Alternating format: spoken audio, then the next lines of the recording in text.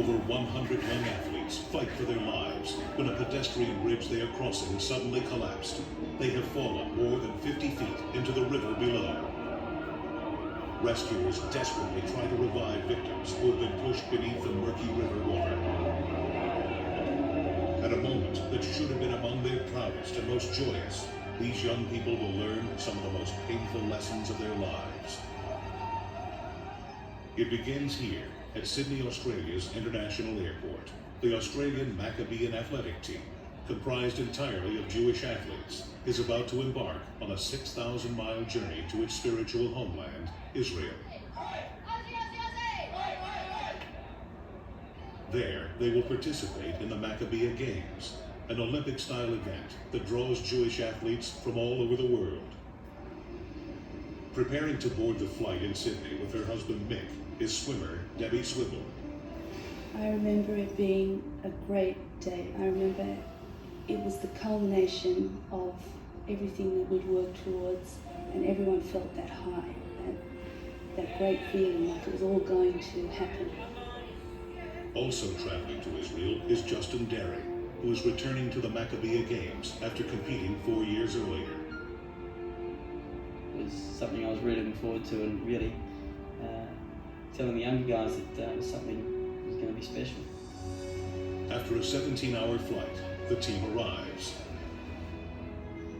For the members who have never been to Israel before, this trip is especially significant. They are now in a country where their Jewish faith is the predominant influence on all spiritual life and culture. And so the team takes several days to first tour the country. They visit the Kotel in Jerusalem. Also known as the Wailing Wall, this has long been considered the holiest place in the city. At a castle outside Jerusalem, 3 team members paid tribute to their ancient Maccabean ancestors, who once protected this land against the Assyrians. It is in honor of these brave warriors that the Maccabiah Games are named. Now, all that is left to do is take a team photograph. Cricket player Mike Meadows also serves as team photographer. I was extremely excited just being there. Everyone was happy about being in Israel. The day of the games arrives. The excited team gathers in a park 1 mile away from Tel Aviv's Ramat Gan Stadium. It's a pretty good feeling, knowing that you're going to walk into a stadium, full of screaming people, and it's something I was really looking forward to. When the team is complete, they begin their march toward Ramat Gan. The Australians will be the second team, following closely behind their Austrian counterparts. But before entering the stadium, the teams must cross a temporary pedestrian bridge above the Yarkon River. We started to walk into the stadium, and it was just a great feeling because this was it. This was the time. I was over the moon. The feeling was, I can't wait to get inside. But then, the unthinkable happens. As more than 100 athletes are crossing the bridge, it suddenly collapses.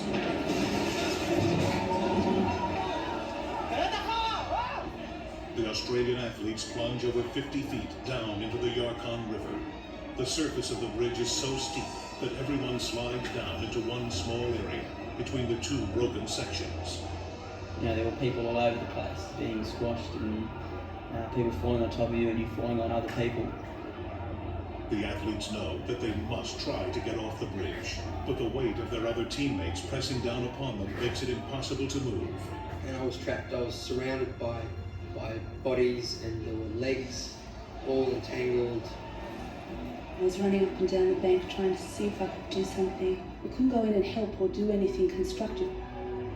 As Debbie watches from the banks, Mike and Justin struggle to save themselves. Nobody knows how many of the young Australian athletes can survive this terrible disaster.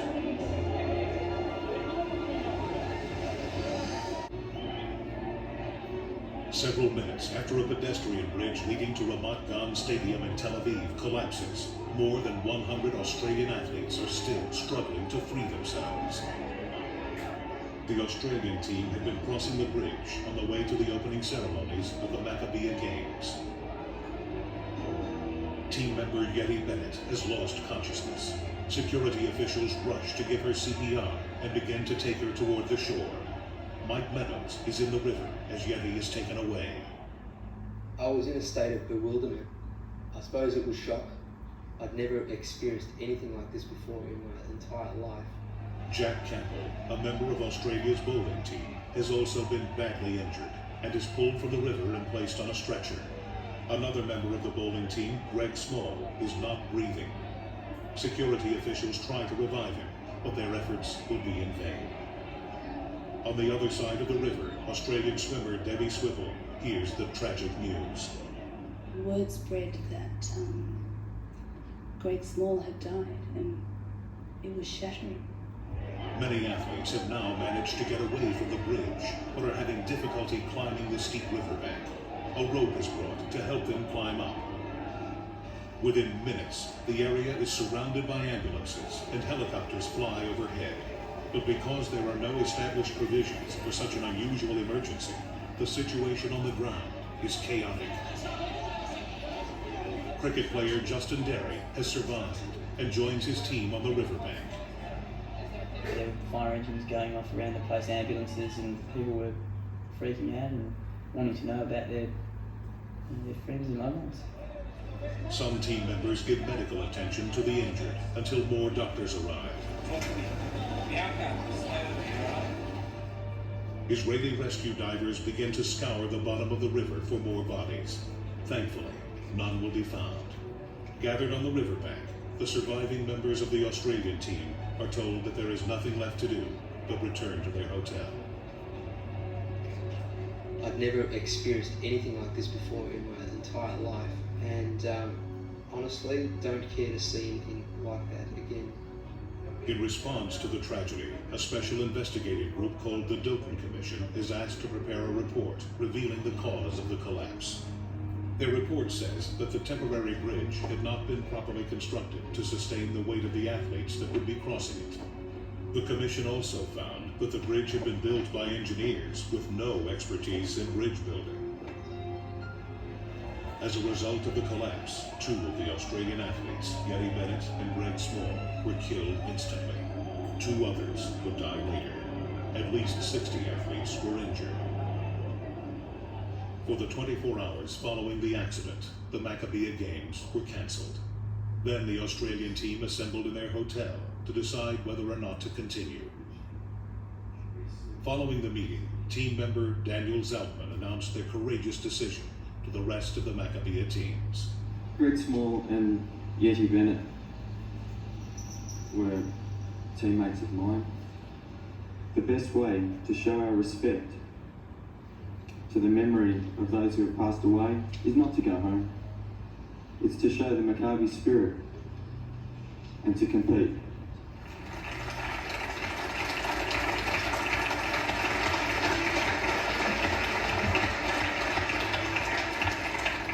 And so, with Justin Derry pitching and Mike Meadows in the field, the Australian cricket team played on.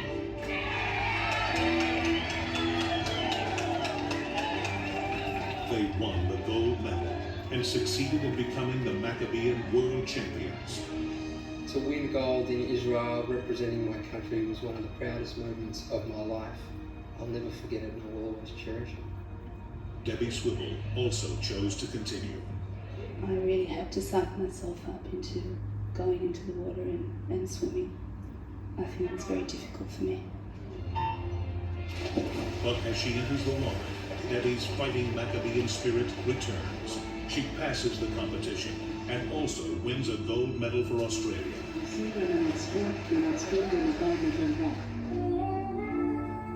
During the closing ceremonies, a candlelight vigil was held to remember those who had lost their lives.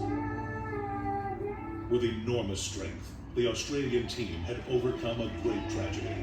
By fighting on, they preserved their great tradition of courage and unity.